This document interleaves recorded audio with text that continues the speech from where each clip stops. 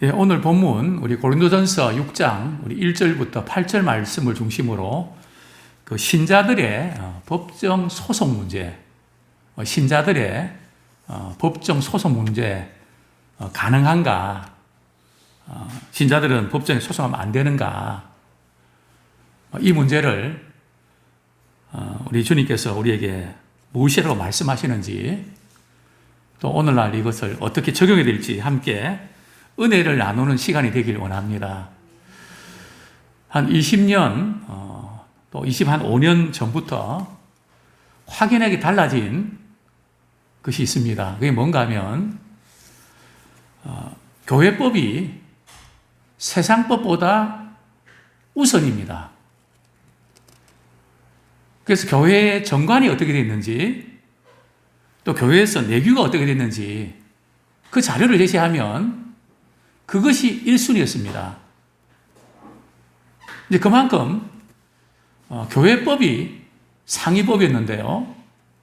근데 근간에 와서 일어나는 것들을 보면 교회법이 우선이 아니고 세상의 법정이 우선인 그런 인상을 지울 수가 없습니다. 심지어 예배까지도 세상 법에서 이렇게 해라 저렇게 해라, 물론 우리가 이 감염으로 인하여 우리가 주의하고 또 이렇게 하면 좋겠다 고민할 수 있습니다.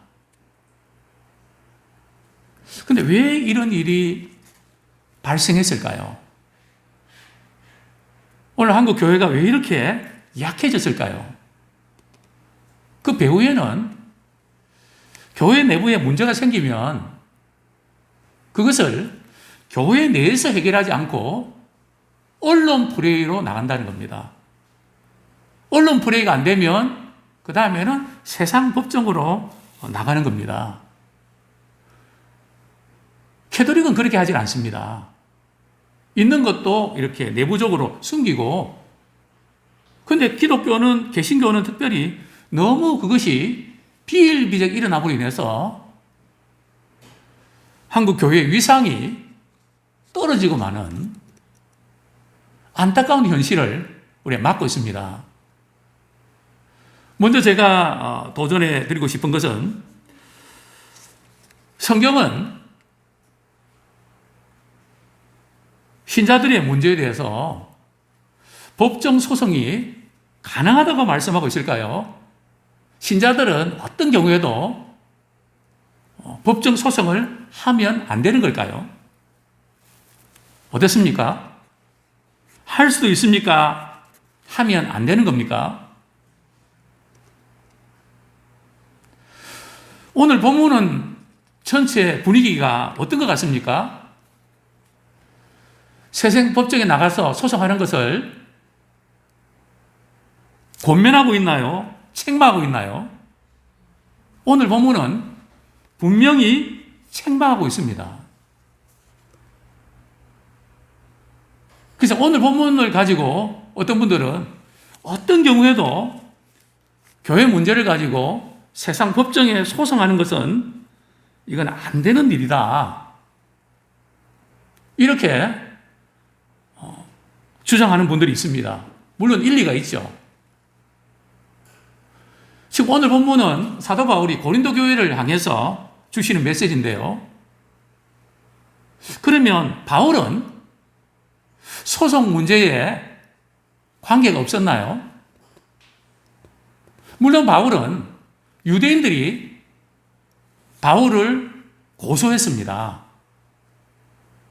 그래서 사내들인 공회에서 재판을 받게 되죠. 또 유대인 왕 앞에서도 판결을 받게 됩니다. 그런데 가만히 보니까 바울은 죄가 없는 것을 알았습니다. 그래서 이 선에서 죄 없음으로 끝나려고 했는데 바울이 뭐라고 이야기합니까? 나는 어디 가야 된다고요? 로마에 가서 가이사 황제 앞에서 상소하겠다고.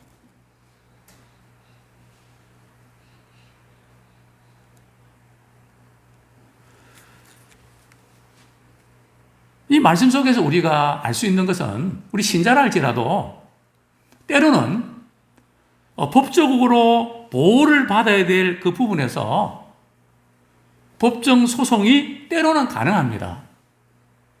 물론 케이스 따라서 조금 지혜롭게 행동해야 되는데요. 만약에 말이죠, 옆집에 어떤 사람이, 또 성도들 가운데 어떤 사람이 우리 집을 말이죠, 자기 이름으로 등기부에 딱 이렇게 자기 이름을 올려놨다고 합시다. 자, 그런 경우에 어떻게 해야 될까요? 성경에는 법정소송 하지 말라 그랬으니까 집을 포기해야 됩니까? 아니면 소송해서라도 그 집을 찾아야 됩니까? 우리 성도님이라면 어떻게 하시겠습니까? 소송해서 내 집을 찾아야 되겠죠. 그것은 정당합니다. 다만 우리가 소송할 때 어떤 자세로 해야 될지, 또 어떤 경우에는 소송하지 말아야 될지, 이 부분을 우리가 분별해야 되는데요. 일단 오늘 말씀 속에서 신자의 소송 문제는 원칙적으로 교회 내에서 충분히 해결할 수 있는 문제를 가지고 언론 프레이나 세상 법정에 나가는 것은 지혜롭지 못하다는 겁니다. 그리고 또 어떤 경우에는 세상 법정에서 우리가 소송해서 법적인 보호를 받아야 될 권리도 있는 것입니다. 그러니까 모든 법정 소송이 다 잘못됐다, 뭐 이렇게 몰고 가는 것은 우리 고민해야 될 부분이 많이 있습니다. 그런데 오늘 본문의 전체적인 분위기는 왜 교회 문제를 가지고 세상 법정으로 끌고 가는 이것이 왜 잘못됐는가를 사도 바울은, 또 성경은 우리에게 교훈하고 있습니다. 당시에 유대인들은 자기들끼리 문제를 가지고 세상 법정에 나가서 소송했을까요? 안 했을까요? 유대인들은 당연히 소송을 하지 않았습니다. 금지가 되어 있었습니다. 그래서 어떤 문제가 있으면 누구에게 먼저 찾아갑니까? 랍비에게 찾아가서 여차 저차 이렇게 됐는데 이게 어떻게 해결해야 됩니까? 그러면 랍비가 이 문제는 이렇게 처리하시오. 그러면 그렇게 해서 그 문제가 해결이 됐습니다. 그러나 오늘 고린도 시에는 헬라 문화에 익숙해져 있는 그런 상황인데요. 그 헬라 문화는 문제가 생기면 재판하는, 소송하는 것이 일반화되어 있었습니다. 고소하고 소송권이 아주 너무나 당연했습니다. 근데 그러다 보니까 고린도 교회는 교회 내에 어떤 사건인지는 모르겠는데 그게 아마 근친상간의 죄인지 어떤 재물에 관한 어떤 문제인지 분명히 언급은 되어 있지 않지만 어쨌든 그런 소송 문제를 가지고 헬라의 이방 법정에 가서 이제 소송을 이제 하게 된 거죠. 자, 이런 맥락에서 오늘 말씀을 통해서 함께 은혜를 나누기를 원합니다. 자, 우리 1절, 2절, 고린도전서 6장 1절, 2절 같이 읽겠습니다. 시작. 너희 중에 누가 다른 이와 더불어 다툼이 있는데 구태여 불의한 자들 앞에서 고발하고 성도 앞에서 하지 아니하느냐? 성도가 세상을 판단할 것을 너희가 알지 못하느냐? 세상도 너희에게 판단을 받겠거든 지극히 작은 일 판단하기를 감당하지 못하겠느냐? 교회 내에 성도들 간에 어떤 그 분쟁이 일어났다는 거죠. 그런 경우에 그 문제를 가지고 구태여 불의한 자들 앞에서 고소하고 고발하면 되느냐? 여기 불의한 자가 누굴까요? 재판을 불의하게 한다는 그런 뜻일까요? 그렇진 않습니다. 여기 불의한 자들이라고 하는 것은 불신자 재판관을 말합니다. 세상 법정의 재판관에 앞에 나가서 고소하는 것을 말하는 거죠. 이 바울은 세 가지 알지 못하느냐 하는 표현을 쓰는데요. 첫 번째가 뭔가 하면 성도가 세상을 판단할 것을 너희가 알지 못하냐. 세상이 성도를 판단합니까? 성도가 세상을 판단해야 됩니까? 당연히 성도가 세상을 판단해야 되거든요. 근데 세상이 말이죠. 교회를 판단해 달라고. 이게 말이 안 되거든요. 왜냐하면 우리는 세상의 소금과 빛의 사명을 갖고 있습니다. 그래서 우리의 도덕 수준도 세상 수준하고는 비교가 안 됩니다. 왜냐하면 세상은 말이죠. 음란한 문제도 행동으로 음란하고 그러면 간음죄에 해당하지만 성경은 그게 아닙니다. 마음으로도 음욕 품으면 그건 간음이야. 또 살인도 누구를 죽여야 살인이지만은 성경 뭐라고 말씀하고 있습니까? 마음에 미워하는 것도 살인죄를 범한 거다. 즉 성경의 도덕적인 기준이나 그것은 훨씬 더 엄격합니다. 그래서 우리는 우리가 성도들이 세상에서 모범을 보이고 빛의 사명을 감당해야 됩니다. 우리가 세상에서 보지 못한 부분들을 리더하고 바르게 교훈하고 정말 우리 한국 사회를 말이죠. 그동안 100년 동안 70여 년 동안 이끌어 왔습니다. 또 앞으로도 기독교가 이 나라를 바로 이끌어 가야 됩니다. 왜냐하면 하나님께서 이 나라를 주관하시는데 하나님의 뜻을 아는 사람이 세상의 이 모든 것들을 바르게 분별하고 바르게 행할 수 있기 때문입니다. 그런데 어떻게 세상이 교회를 판단하도록 그렇게 하냐? 여기서 성도가 세상을 판단한다는 근거가 있나요? 성도가 세상을 심판한다는 것 아십니까? 언제 성도가 세상을 심판하는지 아십니까? 우리 예수님 다시 오실 때 성도들이 이 세상을 심판합니다. 그리스도와 더불어서 우리는 왕노릇하는 그런 신분입니다. 우리 성경 말씀 한 구절 우리가 보도록 그렇게 하겠습니다.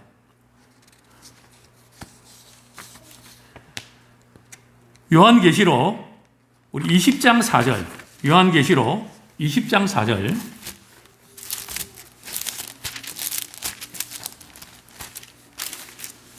예, 우리 같이 한번 읽겠습니다. 시작. 또 내가 보좌들을 보니 거기에 앉은 자들이 있어 심판하는 권세를 받았더라. 또 내가 보니 예수를 증언함과 하나님의 말씀 때문에 목배임을 당한 자들의 영혼들과 또 짐승과 그의 우상에게 경배하지 아니하고 그들의 이마와 손에 그의 표를 받지 않은 자들이 살아서 그리스도와 더불어 1000년 동안 왕노릇하니. 여기 지금 왕노릇한다는 것은 심판하는 권세에 참여한다는 겁니다. 우리는 이런 신분입니다.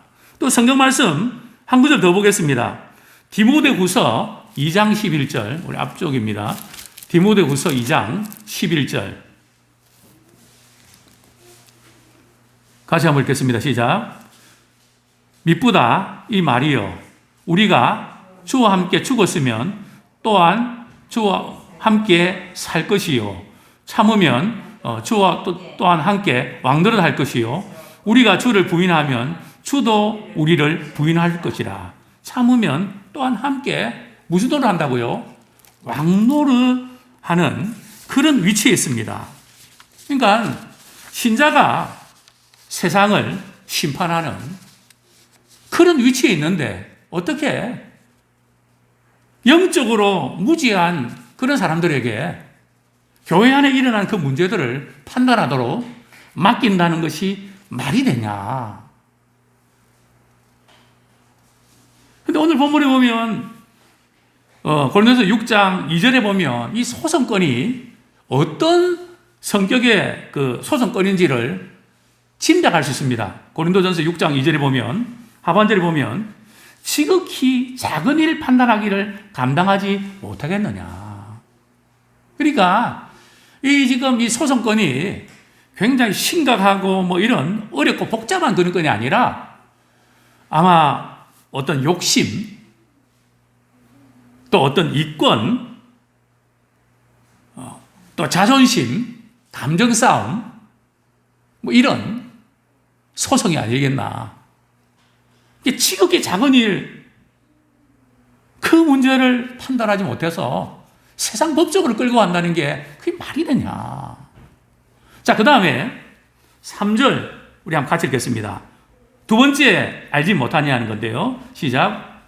우리가 천사를 판단할 것을 너희가 알지 못하느냐. 그러하거든 하물며 세상 일이야. 자, 우리 그리스도인들은 말이죠. 누구를 판단한다고요? 천사까지도 판단합니다. 천사를 심판하는데 거기에 우리 또한 참여한다는 거예요. 여기에 천사는 좋은 천사일까요? 나쁜 천사일까요? 나쁜 천사입니다. 귀신들이죠. 성도를 미혹하는 악한 영들이죠. 성경에서 그리스도 다시 오실 때 우리 믿는 사람들이 함께 심판에 참여한다는 그런 말씀이 있나요? 우리 베드로후서 2장 4절 한번 보겠습니다. 베드로후서 2장 4절.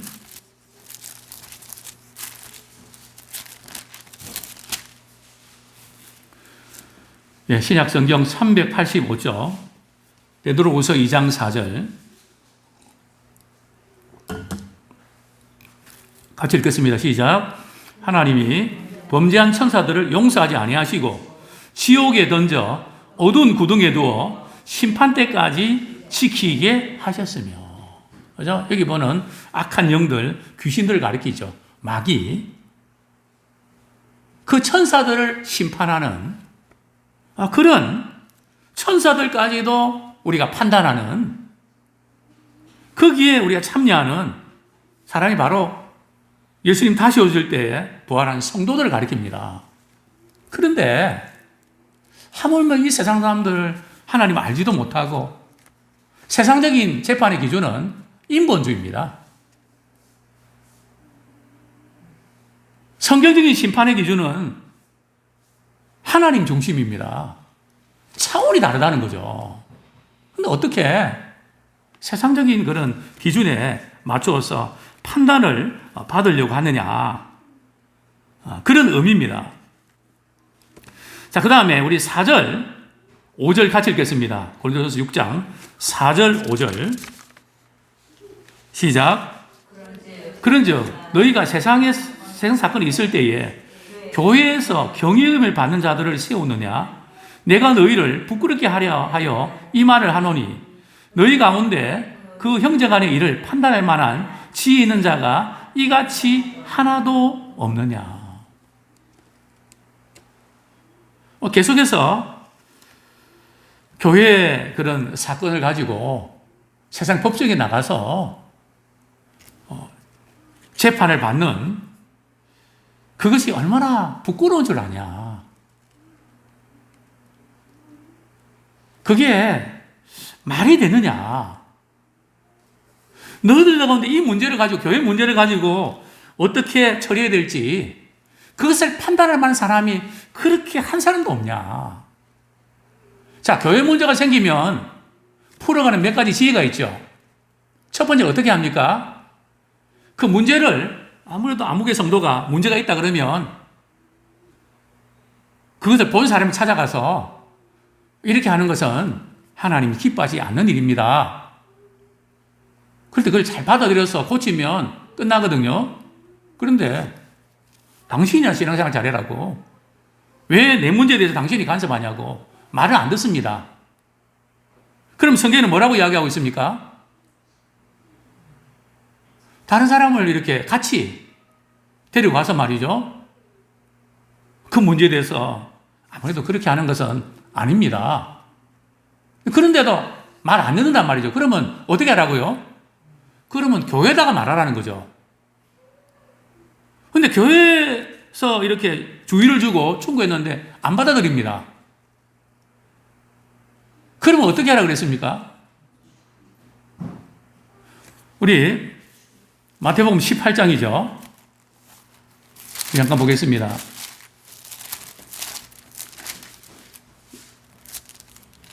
마태복음 18장이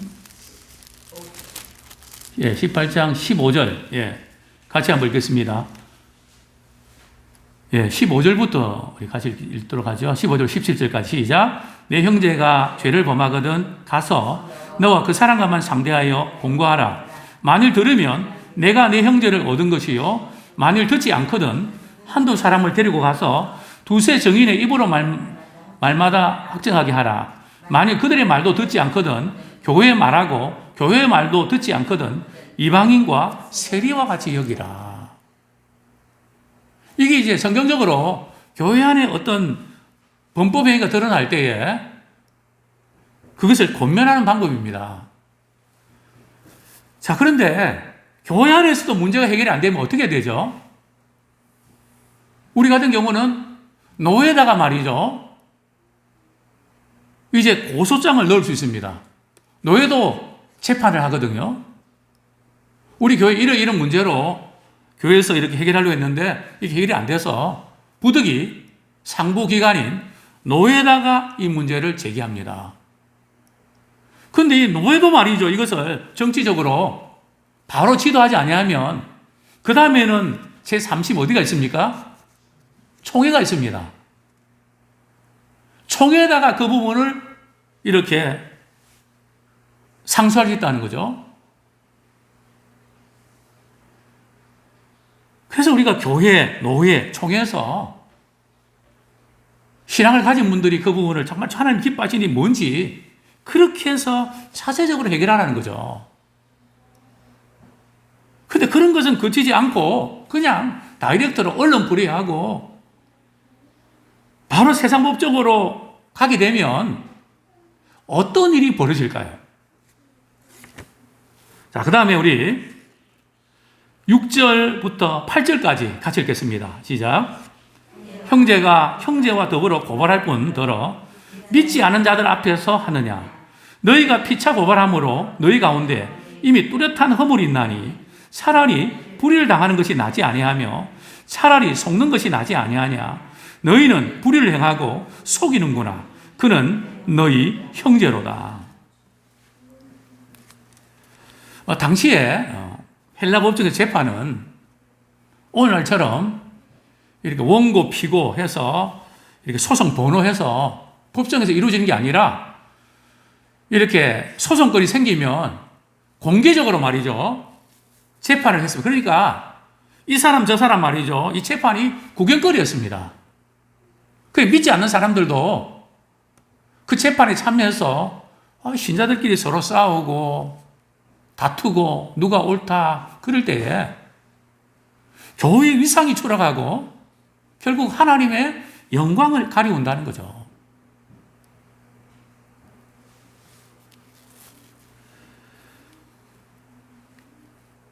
그러니까 원고든 피고든 교회 문제를 가지고 누가 잘했든 못했든 양쪽 다 허물이 있다는 겁니다. 어느 쪽이 이기고 지고 할 것 없이 양쪽 다 실패라는 거죠. 왜냐하면 하나님 영광을 가리우고 교회의 이름을 욕되게 하는 거니까. 그러니까 바울은 차라리 불의를 당하는 것이 낫다. 좀 손해보는 것이 낫다.